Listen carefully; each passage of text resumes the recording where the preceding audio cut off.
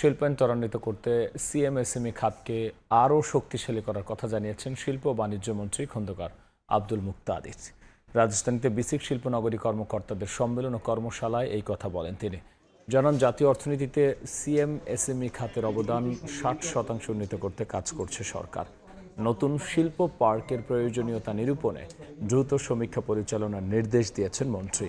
পাশাপাশি চলমান ও নতুন প্রকল্প নির্ধারিত সময় শেষ করে শিল্প খাতে গতি আনতে সংশ্লিষ্টদের তাগিদ দিয়েছেন তিনি।